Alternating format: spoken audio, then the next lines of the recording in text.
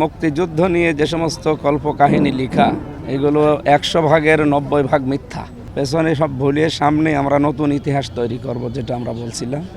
বাংলাদেশ জামাত ইসলামী 1971 সালের যে ভূমিকা, এতদিন পর্যন্ত যে মিথ্যা রচনা, আপনারা বদরুদ্দিন ওমরের ইতিহাস পড়বেন, তার যে লিখিত বইতে আমরা পড়েছি মুক্তিযুদ্ধ নিয়ে যে সমস্ত কল্পকাহিনী লেখা এগুলো 100 ভাগের 90 ভাগ মিথ্যা।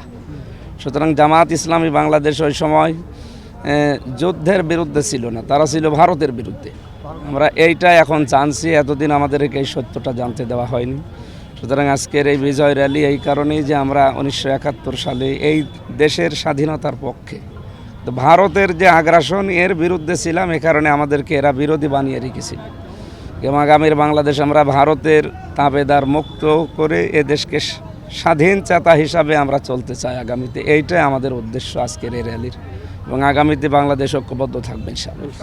আমরা মনে হয় দল মত জাতি বর্ণ ধর্ম নির্বিশেষে এদেশে যারাই জন্ম নেবে তারাই যেহেতু এদেশের সম্মানিত নাগরিক, সুতরাং সবাইকে নিয়ে। কি বুঝলেন ভাই? অনলি যেটাই চাই। আমরা এই দেশকে আবার এগিয়ে নিতে চাই। পেছনের ইতিহাস আমার মনে হয় পেছন দিকে টানা ঠিক না, পেছনে সব ভুলিয়ে সামনে আমরা নতুন ইতিহাস তৈরি করব, যেটা আমরা বলছিলাম। সুতরাং এখানে কোনো দল মত না থাকাই ভালো, সবাই আমরা এক বাংলাদেশি, দেশের জন্য আমরা এখন সবাই এক। বিজয় আসলে কি করা লাগে আমরা কোরআন হাদিস থেকে অনেক উদ্ধৃতি দিয়েছি, সামনে আমরা ওই হিসাবে আল্লাহ এবং রসুলের নির্দেশিত পথ অনুযায়ী বিজয় পালন করবো ইনশাআল্লাহ।